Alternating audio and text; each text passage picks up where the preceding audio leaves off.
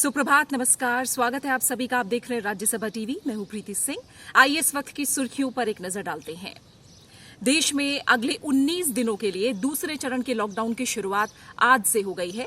Lockdown की अवधि 3 मई तक बढ़ाने के बाद केंद्र सरकार कुछ और अहम फैसले ले सकती है। इस पर चर्चा के लिए आज प्रधानमंत्री आवास पर कैबिनेट की अहम बैठक बुलाई गई है। बैठक में कुछ सेक्टरों को छूट देने पर चर्चा होने की संभावना है। प्रधानमंत्री ने कल अपने संबोधन में नई गाइडलाइन जारी करने की बात कही थी। कैबिनेट की बैठक में इस पर चर्चा होने की उम्मीद है। इससे पहले कल प्रधानमंत्री नरेंद्र मोदी ने देश में लॉकडाउन 3 मई तक बढ़ाने की घोषणा की। राष्ट्र को संबोधित करते हुए प्रधानमंत्री ने कहा कि अब सभी हॉटस्पॉट और वायरस की रोकथाम वाले क्षेत्रों में अधिक सतर्कता बरती जाएगी ताकि संक्रमण का प्रसार नए क्षेत्रों में न हो सके। प्रधानमंत्री ने कहा कि 20 अप्रैल तक हॉटस्पॉट के प्रबंधन और लॉकडाउन नियमों के अनुपालन के संदर्भ में सभी राज्यों, जिलों और क्षेत्रों पर कड़ी नजर रखी जाएगी। प्रधानमंत्री ने कहा कि इसके बाद जिन राज्यों में हॉटस्पॉट नहीं होंगे, वहां कुछ शर्तों के साथ महत्वपूर्ण गतिविधियों की अनुमति दी जाएगी। प्रधानमंत्री ने लोगों से 7 बातों के जरिए सहयोग की बात कही है। केंद्र सरकार ने कोविड-19 महामारी से लड़ाई में कोई कसर नहीं छोड़ी है। प्रधानमंत्री के मार्गदर्शन में सरकार ने बहुस्तरीय दृष्टिकोण अपनाते हुए प्रौद्योगिकीय समाधान के लिए तकनीकी विशेषज्ञों की टीम बनाई है। करीब 20 विशेषज्ञों की इस टीम में इलेक्ट्रॉनिक्स और सूचना प्रौद्योगिकी मंत्रालय के इस मार्गदर्शन में कड़ी मेहनत से आरोग्य ऐप विकसित किया गया है। विश्व स्वास्थ्य संगठन और विश्व बैंक सहित देश भर से इस प्रौद्योगिकीय समाधान को खूब सराहना मिली है। कोविड-19 महामारी से बचने की वैक्सीन विकसित करने का कार्य जोर शोर से जारी है। अब तक 2,30,000 से अधिक नमूनों की जांच की गई है। देश में 602 समर्पित कोविड-19 अस्पताल बनाए गए हैं। केंद्र सरकार स्वास्थ्य संबंधी बुनियादी ढांचा बढ़ाने के लिए राज्यों के साथ मिलकर काम कर रही है। स्वास्थ्य मंत्रालय के मुताबिक इस समय मुख्य प्रयास कोविड-19 के संक्रमण की कड़ी को तोड़ना है। महिला स्वयं सहायता समूह इस महामारी से निपटने में महत्वपूर्ण भूमिका निभा रही हैं।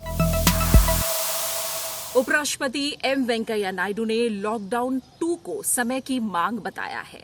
उपराष्ट्रपति ने ट्वीट करके कहा है कि प्रधानमंत्री का लॉकडाउन के विस्तार की घोषणा कोरोना के खिलाफ सामूहिक लड़ाई में लोगों और अन्य हितधारकों की चिंताओं को दर्शाती है। उपराष्ट्रपति ने लिखा है कि प्रधानमंत्री ने संवेदनशील वर्गों की आजीविका के बारे में स्पष्ट रूप से चिंता व्यक्त की है। उपराष्ट्रपति ने कहा कि अब सब कुछ लोगों के हाथों में है। उपराष्ट्रपति ने लोगों से अपील की कि वो कोरोना वायरस की चुनौती को हराने के लिए प्रतिबद्धता को बढ़ाएं। गृह मंत्री अमित शाह ने कहा है कि देश में खाद्यान्न, दवाइयां और अन्य आवश्यक वस्तुओं का पर्याप्त भंडार है। गृह मंत्रालय का नियंत्रण कक्ष आवश्यक वस्तुओं और सेवाओं की आपूर्ति की निगरानी कर रहा है। प्रधानमंत्री गरीब कल्याण योजना के तहत करीब 80 करोड़ लोगों को राशन उपलब्ध कराया जा रहा है। राज्य सरकारों की भूमिका की सराहना करते हुए गृह मंत्री ने कहा कि इस लड़ाई में डॉक्टर, स्वास्थ्यकर्मी, सफाई कर्मचारी, पुलिस और सभी सुरक्षा कर्मियों का महत्वपूर्ण योगदान है। गृह मंत्री ने जरूरतमंद लोगों की सहायता करने की अपील की है। देश में प्रीमियम रेलगाड़ियों, मेल, एक्सप्रेस, पैसेंजर और उपनगरीय रेलगाड़ियों, Kolkata metro rail, Konkan railway और अन्य पैसेंजर रेलगाड़ियों सहित सभी यात्री रेल सेवाएं 3 मई की आधी रात तक बंद रहेंगी।